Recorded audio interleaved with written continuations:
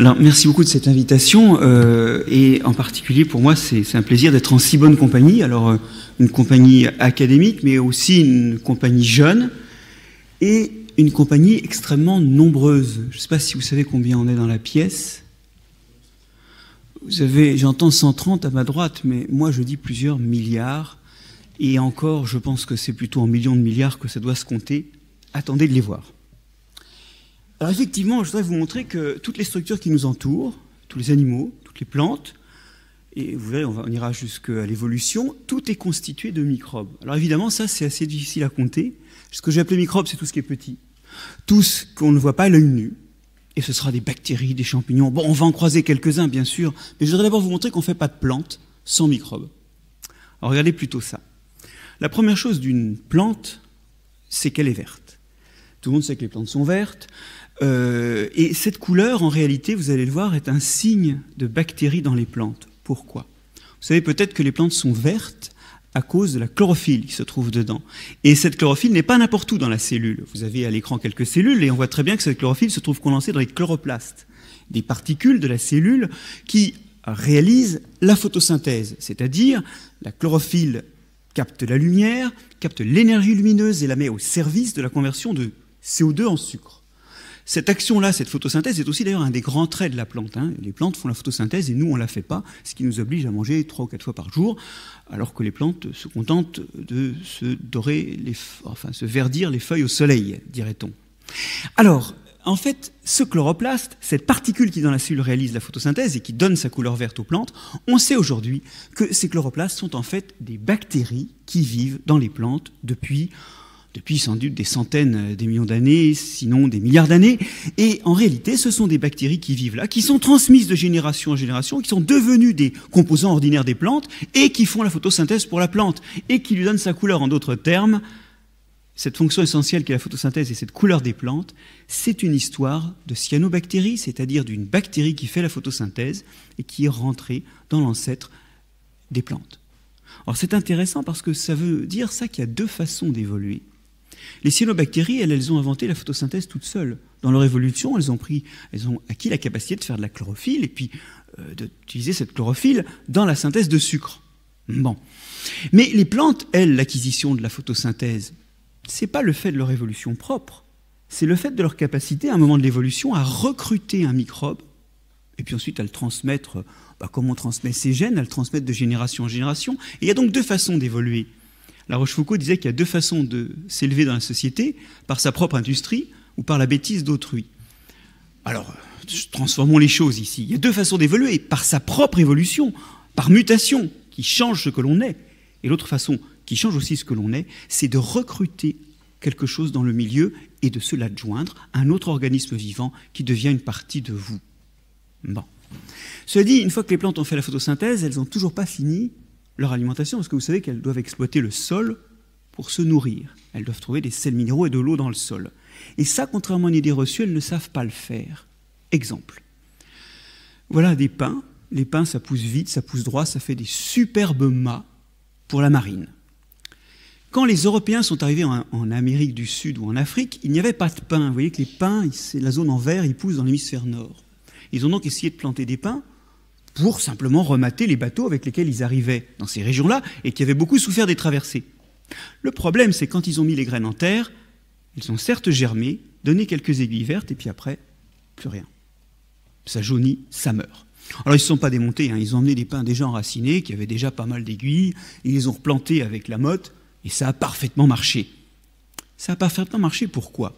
Parce qu'en fait, sans le savoir, ils ont amené des champignons du sol. Alors dans ce sol, on en voit beaucoup, à tel point qu'ils font un cotonnage blanc. Et vous voyez que ces champignons vont s'associer aux racines. Ils viennent étroitement les épouser et ils réalisent ce qu'on appelle une mycorhize, c'est-à-dire une association étroite entre ces champignons, qui vivent par ailleurs dans le sol, et la racine de la plante. De ces épousailles étroites entre les deux partenaires, naît la capacité de la plante à exploiter le sol. Car en fait, ce sont les champignons qui exploitent le sol.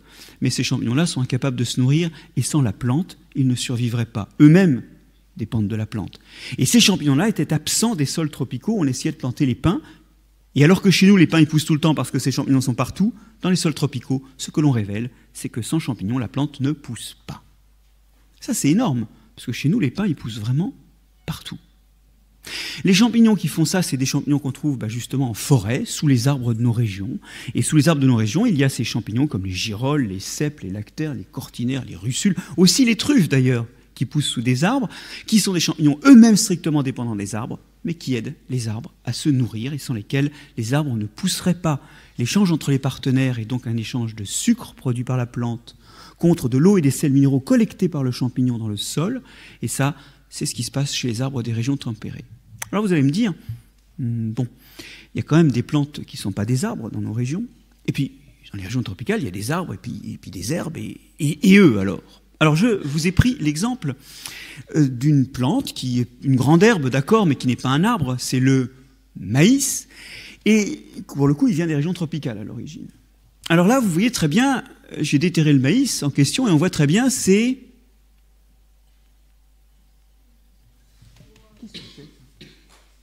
Oui, ça a l'air d'être les racines, parce qu'on ne voit pas trop de champignons dessus, sauf que quand on prend ces racines, qu'on les met au microscope, et qu'on colore correctement le champignon, on découvre qu'elles sont pleines de filaments de champignons qui rentrent même dans les cellules de la racine, regardez, qui se ramifient ici, et en fait, ce qui a l'air de racines, eh bien, ce sont aussi des mycorhizes, tout simplement.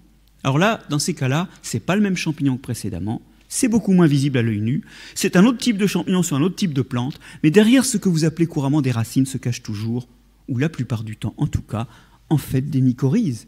Et en fait aussi se cache l'incapacité de la plante à exploiter seule le sol. 9/10 des plantes vivent associées à des champignons, pas toujours les mêmes, pour le coup, ceux qu'on trouve dans les régions tropicales ne convenaient pas au pin. Pas toujours les mêmes certes, mais qui font toujours la même chose. Sans ces champignons, sans eux, la plante n'exploite pas le sol. Alors, le problème, c'est que ces champignons ne sont pas simplement des partenaires pour la nutrition, ils sont aussi des partenaires pour la protection. Bon, vous imaginez par exemple que dans le cas des arbres de nos régions, comme les pins, le fait que la racine soit complètement emballée, gancée dans du champignon, vous voyez, la racine, elle ne voit plus le sol, parce que soit elle présente de l'écorce au sol, soit dans ses parties jeunes, les cellules vivantes sont emballées de champignons. Bon, les arbres, ça fait plusieurs millions d'années qu'ils n'ont pas vu le sol, qu'ils ne l'ont pas touché, à tel point qu'en fait, ils savent en général plus se défendre tout seuls, en particulier se défendre contre des molécules toxiques, comme le calcium ou l'aluminium. Tout ça, sans champignons, c'est toxique pour ces plantes. Sauf qu'en fait, en général, le champignon fait écran dans ces cas-là de son corps. Mais pas que. Je voudrais vous montrer à quel point cette protection, elle va dans toute la plante. Regardez plutôt. On va élever du tabac, donc une plante qui fait des mycorhizes un petit peu cachées, comme celle qu'on a vue sur le maïs, soit sans mycorhizes, en lui mettant bien de l'azote, bien du phosphate pour qu'il pousse, soit avec des mycorhizes, et on va lui infliger une maladie qu'on appelle la pourriture grise. La pourriture grise, vous voyez, elle fait des lésions, là où on l'inocule, plus ou moins grandes, grisâtres, parce qu'elle tue les cellules. Et ce que l'on observe sur ces images, mais aussi en répétant l'expérience un certain nombre de fois, c'est que les plants mycorhizés ont beaucoup moins de surface grisée, donc détruite, que les plants non mycorhizés. Alors ça, c'est assez énorme, parce que globalement, on a pris des plants qui étaient génétiquement identiques, et ils ne diffèrent que par la présence du champignon, qui est sur les racines, mais qui, visiblement, permet une protection sur les feuilles. Quand on regarde l'accumulation des composés de défense que la plante accumule en réaction dans ses feuilles à l'attaque du champignon, alors ces composés de défense, pour ceux qui étaient au muséum ce matin, on a goûté des tanins, c'est des tanins tout simplement. Voilà. Pour ceux qui n'ont pas goûté des tanins, il faut qu'ils viennent au muséum. Je ne vois pas d'autre solution. Plus sérieusement, vous voyez qu'au début, il n'y a pas du tout d'accumulation de composés de défense. C'est vraiment une réaction. Mais cette réaction, elle va se faire très peu, pas très fort, très lentement dans les plants sans mycorhizes, alors que dans les plants avec mycorhizes, où il y a un champignon sur les racines, en fait, la réaction du système immunitaire est plus forte et plus intense, et elle arrive à contrecarrer la progression du champignon. Bon. Donc les plantes sont nourries et protégées par des champignons.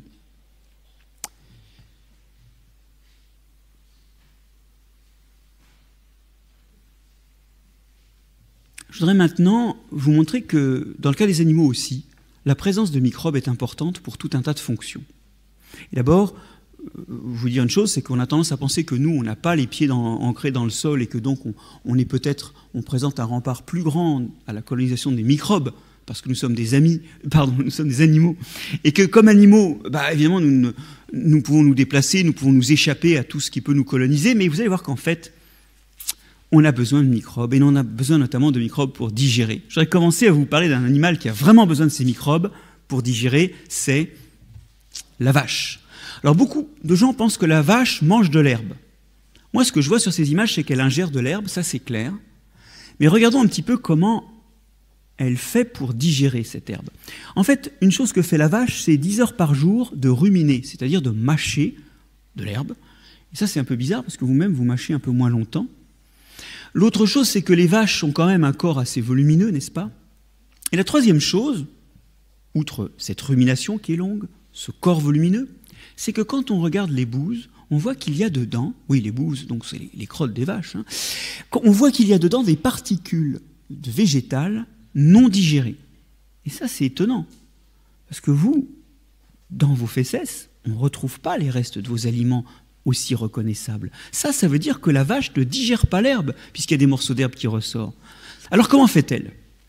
La vache a une très très grande poche, 100 à 250 litres, très volumineuse, qui se trouve entre l'œsophage et l'estomac, où arrive l'herbe qu'elle ingère. Et là, dans de l'eau, à l'abri de l'air, s'enclenche une fermentation, où prolifèrent littéralement des millions de milliards de bactéries, que vous voyez ici comme des petits points. Il y a même de plus gros organismes unicellulaires, qu'on appelle les protozoaires, qui sont en train de les dévorer, qui mangent ces bactéries. Il y a aussi sur les morceaux d'herbe des champignons, et au total, ces fermentations font se développer une énorme masse de microbes. La vache rumine pour découper justement les morceaux d'herbe d'une façon qui va permettre aux microbes de les attaquer plus en libérant plus de surface à leur attaque.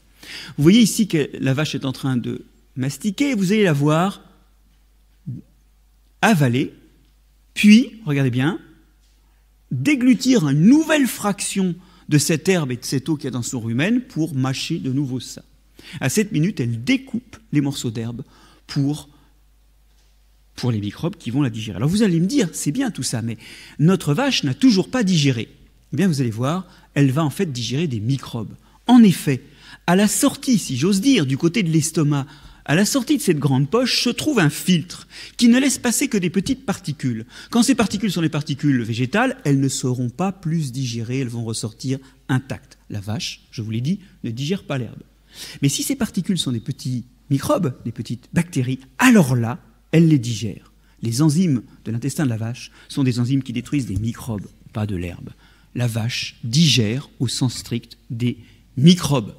Et alors cette digestion de microbes, effectivement, fait que l'ensemble de la vache et des micro-organismes qu'elle élève, en quelque sorte, dans son rumen, cette grande poche qui explique son volumineux abdomen, la vache et ses microbes, l'ensemble est herbivore. Mais vous voyez que la vache, sans ses microbes, n'a pas accès à l'herbe. Donc, on peut se poser la question d'ailleurs de savoir si la vache est du coup elle-même vraiment un herbivore. En tout cas, il faut lui rajouter ses microbes pour en être certain. Et c'est pas parce qu'elle ingère de l'herbe qu'elle la digère. Alors c'est un petit peu un paroxysme, la vache. C'est un peu quelque chose d'extrêmement dépendant des microbes. Mais vous savez, nous en avons aussi, ils nous aident aussi à digérer. Et ils ne font pas que ça. Là où ils sont installés, ils nous protègent. On va parler de souris, parce que chez les souris, on sait élever sous bulle, c'est-à-dire dans des compartiments complètement stériles, des souris. Voilà, le compartiment est sous pression, et là, c'est des gants, vous voyez, qui permettent d'aller mettre les mains à l'intérieur pour manipuler. Et à l'intérieur, il y a complètement stérile des souris qui n'ont jamais vu depuis des générations un seul microbe, ni sur leur peau, ni dans leurs oreilles, ni dans leur nez, ni dans leur tube digestif, ni pour les femelles dans leur vagin. On appelle ces souris axéniques. A privatif, xénique, étranger, c'est des souris dépourvues d'organismes étrangers. Alors, le microbiote qui habite ces souris, on a introduit ce mot tout à l'heure, c'est l'ensemble des microbes, c'est toute la diversité microbienne, le microbiote. C'est la communauté microbienne, si l'on veut. Il est extrêmement varié, on connaît chez les souris, comme chez les hommes, entre 1000 et 10 000 espèces de microbes qui peuplent l'organisme en question. Là, vous avez des bactéries du tube digestif d'une souris. Vous voyez, il y a toutes les formes, toutes les réactions aux colorants que j'ai rajoutés. Il y a une grande diversité ici.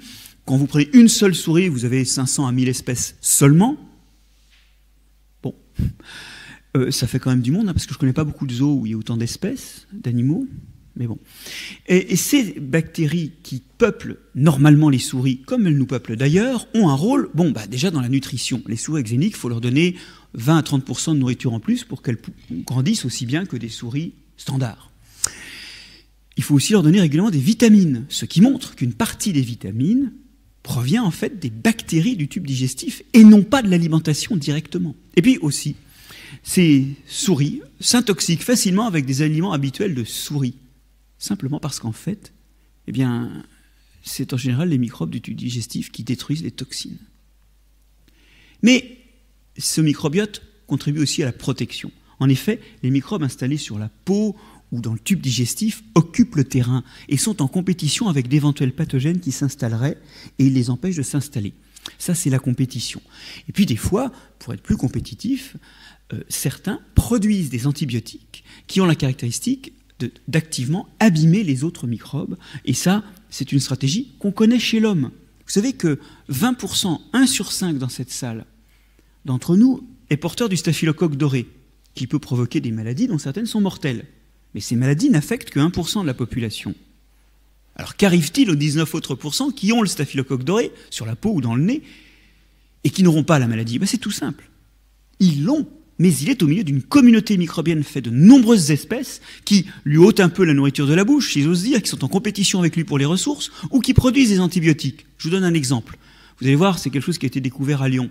Il y a dans le nez, chez l'homme, un staphylocoque, un autre staphylocoque, non pas le staphylocoque doré, qui s'appelle le staphylocoque de Lyon et qui produit un antibiotique qui empêche le staphylocoque doré de faire sa paroi. Ce qui fait que quand la cellule grandit, elle explose. Et voilà qu'elle a une protection qui fait que le staphylocoque doré, il a beaucoup de mal à proliférer dans le nez, même s'il est là. Ce qui compte pour ne pas être malade, c'est pas de ne pas avoir le staphylocoque doré, c'est d'avoir le microbiote qui empêche le staphylocoque doré de se développer. Cette protection, elle est aussi indirecte, car tout comme tout à l'heure, chez le tabac, le système immunitaire était modifié par les mycorhizes, l'arrivée du microbiote à la naissance modifie le système immunitaire également. Regardez plutôt. Je vais prendre mes souris et leur infliger une maladie qui est une maladie assez désagréable, la maladie de Chagas, qui est provoquée par un petit microbe qui provoque en fait, qui creuse des trous dans la peau, puis ces trous ils grandissent, et ils peuvent finir par arriver jusqu'à des organes vitaux. Donc, pas le genre de maladie qu'on souhaite à une souris. D'ailleurs, je vais vous dire, ce n'est pas une maladie de souris. Et d'ailleurs, quand on met sur la peau d'une souris normale ces microbes, à l'aide d'une petite scarification, il se produit une réaction très vive et une croûte se décroche qui expulse la maladie. C'est pour ça que ce n'est pas une maladie de souris. Recommençons l'expérience sur une souris axénique qui est complètement dépourvue de microbes. Regardez la coupe de peau. Alors déjà, on voit que la souris en question, elle a une peau qui n'est pas faite pareil. Vous allez voir tout à l'heure, les souris axéniques sont vraiment pas faites pareil que des souris normales. Mais surtout, il n'y a pratiquement pas de réaction et je vois déjà les trous, regardez, qui commencent à se faire. La maladie s'installe, la souris axénique attrape une maladie qui n'est pas une maladie de souris. Parce qu'elle fait des réactions beaucoup plus petites que les souris normales. On peut montrer que le microbiote est responsable de la meilleure défense des souris normales en faisant la chose suivante.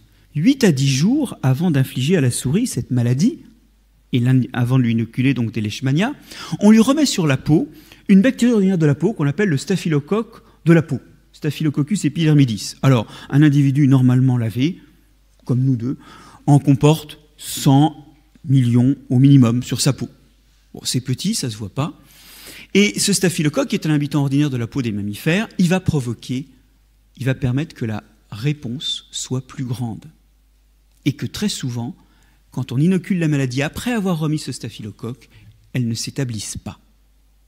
Quand on regarde le nombre de lymphocytes, c'est-à-dire les globules blancs qui vont attaquer ces agents causaux de la maladie, qui sont induits lors du dépôt, qui sont mis en place lors de l'arrivée du leishmania, on voit qu'il y a une certaine quantité qui suffit à rejeter la maladie dans des souris normales. Il y a une quantité beaucoup plus petite dans les souris axéniques qui ne suffit pas à repousser la maladie, mais une souris axénique réinoculée par des Staphylococcus epidermidis restaure sa réponse immunitaire à un niveau qui permet la plupart du temps d'éviter la maladie. voyez que c'est encore la même histoire que tout à l'heure. Il existe deux façons d'évoluer. Bien sûr, une partie de notre façon de nous défendre, ce sont nos cellules, les cellules du système immunitaire qui le réalisent. Mais vous voyez qu'aussi une partie du développement de ce système immunitaire, une partie des signaux qui lui permettent d'atteindre sa pleine maturité, eh bien, c'est des signaux, c'est une présence microbienne. Et quelque part, notre immunité est construite à la fois par nous-mêmes et par des choses que nous avons acquises dans le milieu, qui ne sont pas pathogènes, qui ne provoquent pas de réaction, mais qui achèvent le développement, la maturation du système immunitaire. Mais poursuivons. Les microbes, ils ont aussi un rôle dans le développement, non pas seulement du système immunitaire, mais dans le développement du système nerveux et du comportement. Regardez plutôt cette expérience de comportement de souris, mise sur des dispositifs en croix surélevée, et dont deux bras sont entourés de hautes cloisons. Ici, vous avez une souris normale qui commence à se déplacer dans le système, explore la zone entourée de hautes cloisons, regarde un petit peu à l'extérieur et se dit que ce n'est pas un endroit où laisser traîner une souris, et puis elle continue d'explorer la zone entourée de hautes cloisons. Bon, vous avez tous vu Tom et Jerry, la souris, elle vit planquée derrière une plainte. L'idée, c'est que les souris sont photophobes et elles ne naviguent pas en espace ouvert parce que c'est un endroit où il y a des prédateurs. Elles évitent ces endroits-là au maximum. On recommence avec cette fois-ci, on la met ici, une souris axénique, c'est-à-dire une souris qui est complètement privée de bactéries. Et vous voyez qu'elle commence par explorer l'endroit où elle est, les bras entourés de hautes cloisons, et puis elle finit par sortir. Et là, elle reste dehors, ce qui est dangereux. Elle se penche, ce qui est dangereux. On ne l'a pas vu faire à l'autre souris. Et là, elle peut être mangée 45 fois. On se demande si elle va retourner à l'abri. Eh ben non. Elle continue cette conduite à risque d'être mangée ou de se prendre un coup de balai, quoi. Alors, on répète cette opération plusieurs fois sur plusieurs couples de souris. Petite précision, ces deux souris sont deux sœurs, nées axéniques, dont l'une des deux est ressortie et s'est trouvée donc très rapidement, sortie de la cage, recolonisée par des microbes. Mais elles sont génétiquement proches. Quand on fait ça sur plein de couples de souris, on s'aperçoit que, au total, les souris axéniques sont plus souvent dans la zone ouverte que les souris normales, et les souris axéniques sont moins souvent dans la zone centrale, ici, à la croisée des chemins, que les souris normales. Elles ne se comportent pas de la même façon. Et en fait, leur système nerveux n'est pas fait pareil du tout. L'une des choses qu'ont fait les auteurs de cette étude est de regarder l'expression des gènes dans le cerveau des souris. Bon, alors ça se passe mal pour les souris parce qu'on fait une tranche fine de cerveau, et puis on regarde l'activité des gènes, leur niveau d'expression, qu'on indique en couleur d'autant plus chaude, jaune donc, qu'elle est intense. Vous voyez que pour un gène, qui est un gène qui s'exprime dans les conditions d'anxiété, et alors même que mes souris ont été élevées dans les mêmes conditions, on a beaucoup plus d'expression de ce gène dans les souris normales que dans les souris axéniques.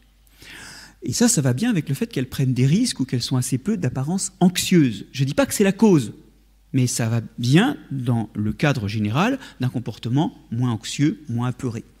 On a ici un autre gène qui, lui, est lié à la mémorisation. C'est un marqueur de la plasticité synaptique, c'est-à-dire de la capacité à réorganiser les contacts entre les neurones. Et vous voyez que les souris axéniques l'expriment moins que les souris normales. Or, on sait qu'il leur faut 2 fois plus de temps pour apprendre des tâches simples, comme trouver le bouton, appuyer sur un bouton pour avoir de l'eau. Bon. Et ça va très bien, c'est pas forcément la cause unique, ni forcément d'ailleurs la cause, mais ça va très bien avec des problèmes de mémorisation qui font que ces souris ne sont pas développées pareil. Et vous savez, le mieux, c'est que quand on prend une souris sous bulle axénique et qu'on la sort de sa bulle, eh bien elle devient normale.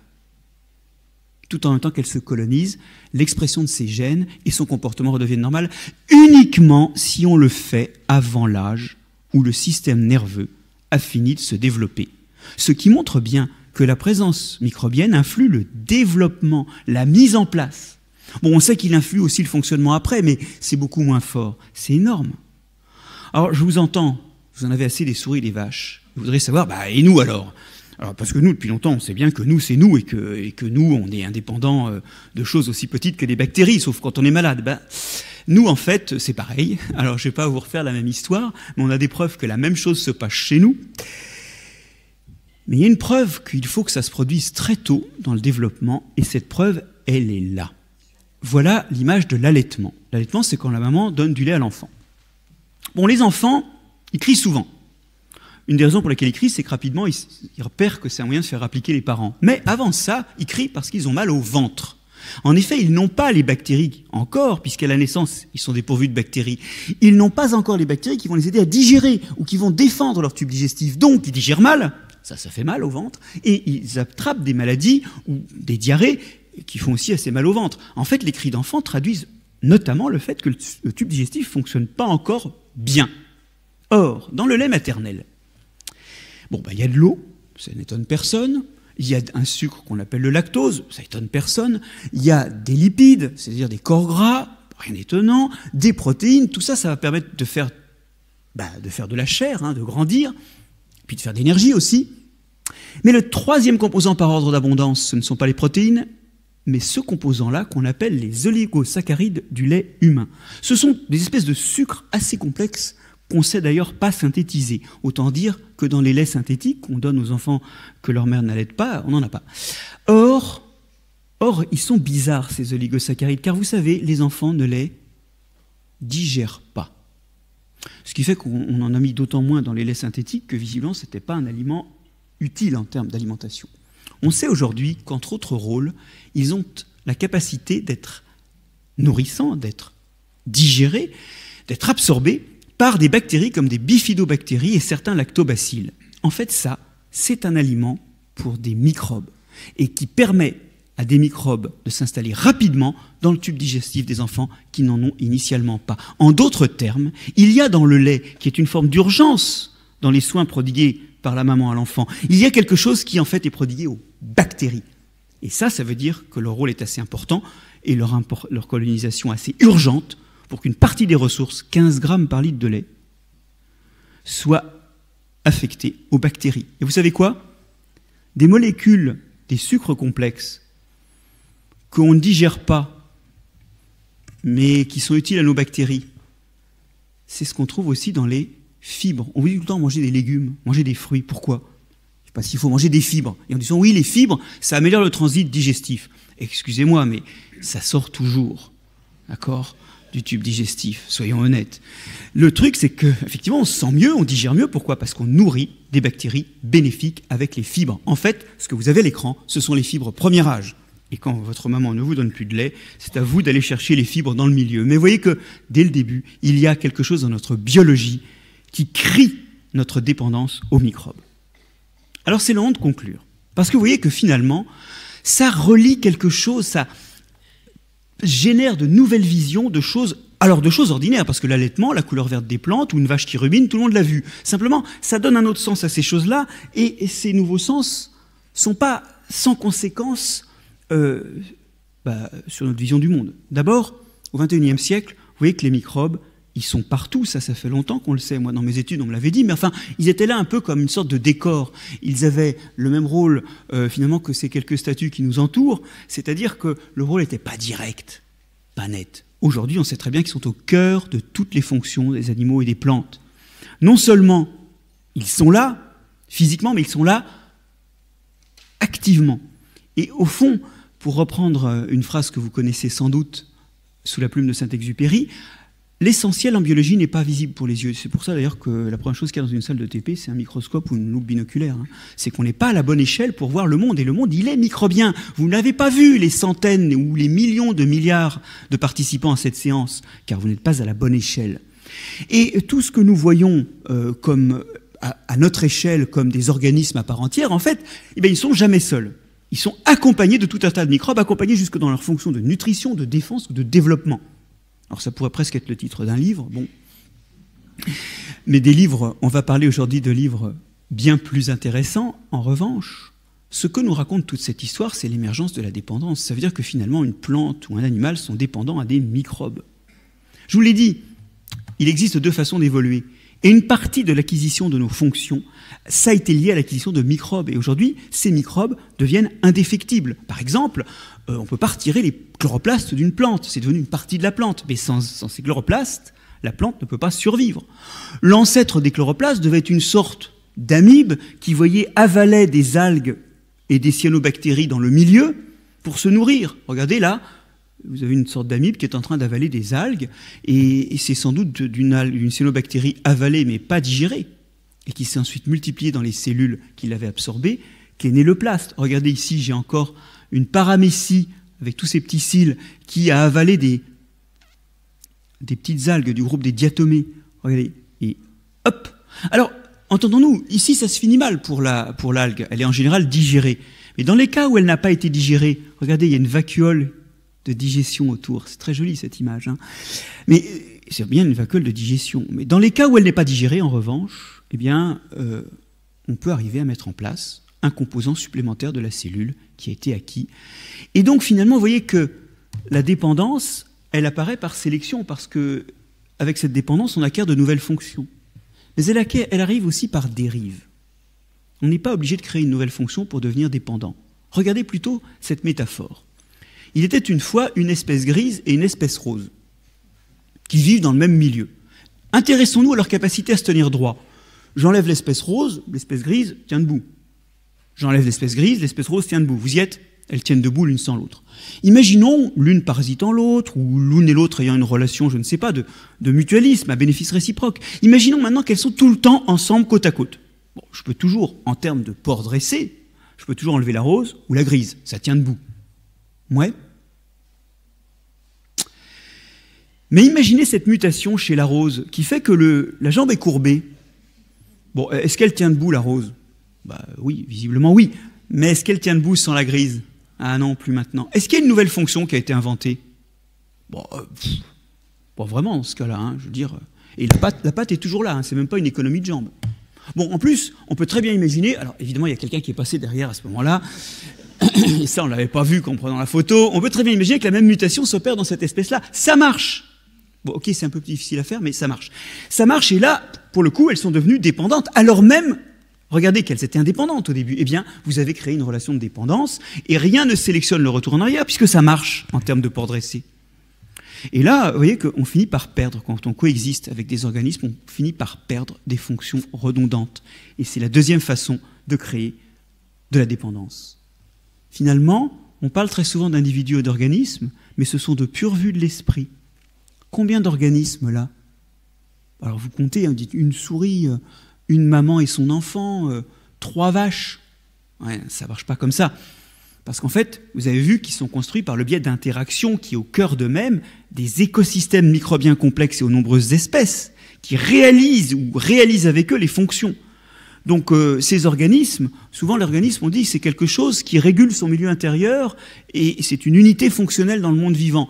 Oui, en l'occurrence, cette unité fonctionnelle, elle embarque un écosystème microbien et au passage, donc, ce que nous appelons des organismes, c'est les produits des écosystèmes microbiens. On ne peut pas en tout cas les comprendre sans l'écologie des organismes qui sont dedans. Les individus, ça c'est une vision plutôt sociétale. Combien d'individus sur cette image? Oui, 2, Marc-André et son collègue. Mais c'est plus subtil parce qu'ils sont bourrés de microbes. Individus, c'est des unités dans la société. Mais en réalité, et d'ailleurs, c'est des unités au point que le mot a comme étymologie indivisible. On ne peut pas me couper en 2. Oui, mais enfin, moi je suis plein de microbes qu'on peut cultiver à part. Et donc, combien d'individus? 2 si on veut, mais il y a toutes les bactéries dedans et il y a des individus de bactéries là-dedans. Retirons-les toutes. Imaginons que nous avons vécu sous bulle. Eh bien, il en reste. Si j'enlève toutes les bactéries de la peau, du tube digestif, des oreilles et du cuir chevelu, il en reste. Au fond de mes cellules, il y a des particules qu'on appelle les mitochondries.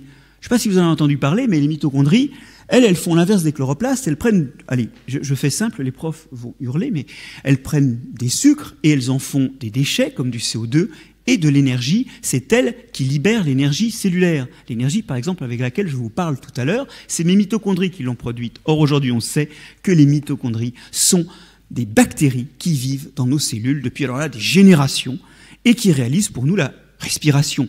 Donc, quand je dis « je », même si vous enlevez tous les microbes qui colonisent mon tube digestif et ma peau, il y a au fond de chacune de mes cellules une centaine de bactéries, et en plus c'est elles qui produisent l'énergie pour dire « je ». Quand je dis « je », je ne suis pas très sûr que ce soit des cellules humaines qui parlent, c'est peut-être un tas de bactéries qui se sont achetées un emballage qu'on appelle les cellules humaines. En tout cas, l'individu est le produit d'interaction, il est lui-même divisible et produit d'interaction.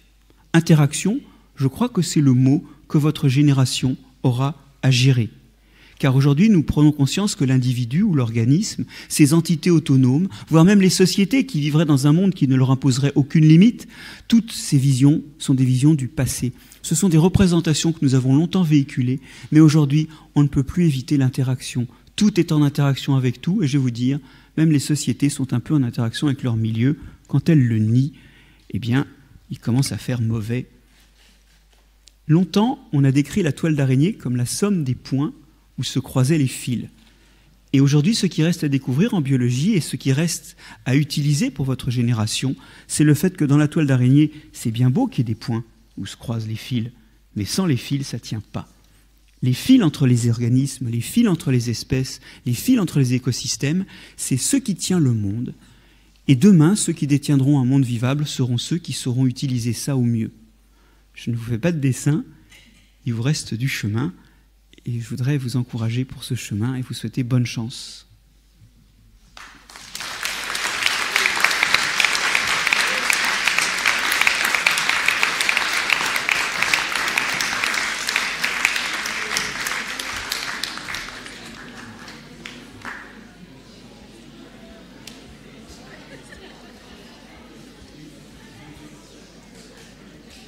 Oui, oui, peut-être qui est... Merci. Oulala, oulala. Marc-André, tu as fait... Il y a la révolution, là. Est-ce que vous avez des questions? C'est pas ce qui se passe là-bas.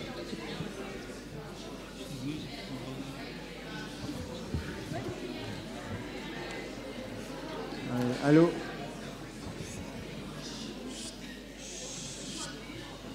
Voilà. Est-ce que vous auriez... S'il vous plaît. Est-ce que vous auriez des questions pour Marc-André? Une ou l'autre? Il me semblait qu'il y avait beaucoup de... Vous auriez des questions? Oui? On va peut-être voir... Oui, je peux... Oui, on va voir. Oui, on va... Bon, d'accord. Montrez l'exemple. Voilà. Vous avez dit que les bactéries synthétisent en fait des vitamines, c'est ça? D'accord. Donc si on nourrit des bactéries, on se nourrit une capacité à avoir des vitamines synthétisées par les bactéries. Alors, pour les bactéries qui font ces vitamines, ce n'est pas forcément une bonne nouvelle. En fait, c'est des vitamines qu'elles font pour elles-mêmes, qu'elles ont dans leurs cellules, et de temps à autre, il y a certaines cellules bactériennes qui explosent, qui ont un accident, donc c'est pas de chance pour elles, mais elles libèrent leur contenu, notamment les vitamines qu'elles contiennent. Mais vous savez, dans l'alimentation, nos pratiques culturelles ont aussi recruté des microbes comme source de vitamines. Un des intérêts de manger des aliments fermentés, c'est que toutes leurs vitamines dans les aliments conservés, elles disparaissent. Dans le lait, la vitamine A disparaît très vite. Quand vous mangez un Minster avec sa croûte orange, vous avez du carotène, donc de la vitamine A. Quand vous mangez un yaourt, où les vitamines ont déjà été oxydées, en général celles du lait, eh bien vous avez quand même les vitamines du groupe B, des bactéries qui sont présentes là. Donc, dans nos habitudes alimentaires aussi, nous recrutons des bactéries. Ça, c'est des habitudes culturelles pour approvisionner nos besoins en vitamines. Une autre question? Peut-être un élève, je ne sais pas. Oui, oui. Voilà. Attends, peut-être ce serait mieux de prendre un micro pour... Oui, oui. Quand vous avez parlé des 90% d'individus qui étaient dépendants aux microbes, je voulais savoir les 10% restants. Évidemment. C'est une très bonne question. Alors déjà, ce que l'on sait des plantes qui n'ont pas de mycorhizes, puisque c'était ça, c'est les plantes qui n'ont pas de champignons sur les racines, ce que l'on sait, c'est qu'en fait, cette association-là date de l'époque où les plantes descendaient directement d'algues, c'est-à-dire d'organismes aquatiques, et où elles n'avaient pas de racines. Après, dans l'évolution, elles ont inventé la racine. Avant, le champignon colonisait des tiges ou des organes un peu en forme de feuilles. Et donc, ça date du départ. Et secondairement, dans l'évolution, un certain nombre de plantes sont devenues indépendantes des champignons en utilisant leurs racines de façon autonome, pour directement aller prélever les ressources. Et quand on regarde quelles plantes font ça et où, en fait, ça correspond toujours à des plantes de milieux riches. C'est-à-dire des milieux où il y a tellement de choses dans l'environnement de la racine qu'on n'a pas besoin d'un champignon pour aller chercher plus loin la nourriture. C'est une grosse approximation, mais en gros, c'est ça l'idée. C'est que c'est une écologie particulière pour ces 10% de plantes, et elles sont apparues secondairement dans l'évolution.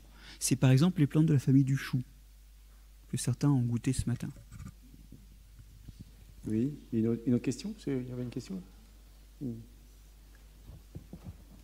Ah, oui, ici, il y a une question, oui. Allez-y, prenez le micro. Oui, allumez. Oui. Est-ce qu'il y a des microbes dans l'espace? Dès lors qu'il y a des hommes dans l'espace, il y a des microbes dedans. Ah, la station spatiale a révélé plusieurs choses. Elle a révélé notamment tout un tas de microbes qui n'étaient pas connus sur Terre, qu'on a réussi à mettre en culture à partir de gratouillis de parois. Ouais, c'est pas hyper clean hein, dedans. Vous voyez, quand tout part en flottant dans tous les sens, bon, donc les surfaces sont un peu contaminées par des aliments ou des éternuements, enfin voilà. Et quand on gratte ça, on trouve des espèces qu'on ne connaît pas sur Terre. On a même trouvé des espèces qu'on a réussi à ranimer sur l'extérieur de la station spatiale. Alors là, c'est plus chaud. Hein. Enfin, chaud, non, c'est plus froid, justement. Et c'est plus difficile de survivre là. Donc oui, il y a des bactéries dans l'espace. Et aujourd'hui, on est très inquiet du fait qu'on a envoyé sur Mars des sondes. Alors, on les a bien désinfectées.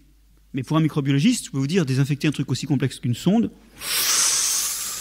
surtout que récemment, la NASA a découvert qu'il y avait des bactéries qui se nourrissaient des détergents toxiques qu'on mettait pour tuer les bactéries. Donc, je pense que la question de la vie sur Mars risque d'être résolue par la question elle-même qu'on a posée en envoyant des machines pour vérifier ça. En tout cas, c'est un scénario fiction, mais ce qui est clair, c'est qu'il y en a dans l'espace, mais elles viennent a priori toutes de la Terre. Et ça, ça qui est important, c'est que ce n'est pas l'inverse.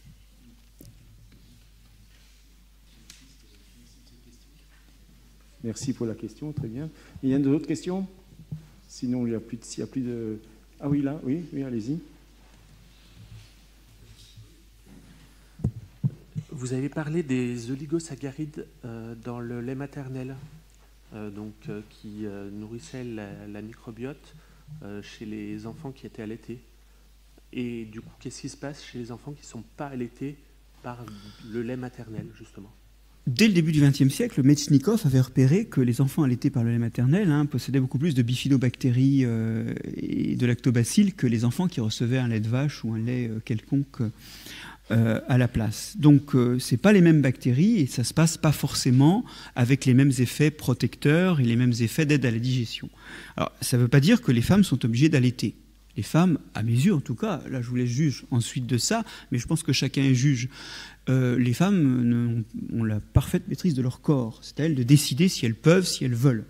Mais aujourd'hui, il y a vraiment quelque chose à faire d'un point de vue médical ou d'un point de vue diététique en complémentant les laits en n'importe quoi, les oligosaccharides par exemple, qui soient à même de favoriser la meilleure flore. Et c'est vrai qu'on sait très bien que les enfants qui ne sont pas nourris au sein n'ont pas la même flore. Ce n'est pas une façon de responsabiliser ou de stigmatiser les mamans qui ne peuvent pas allaiter. C'est juste pour dire qu'il va falloir gérer ça, car sans doute, c'est un facteur de bonne santé dans l'enfance.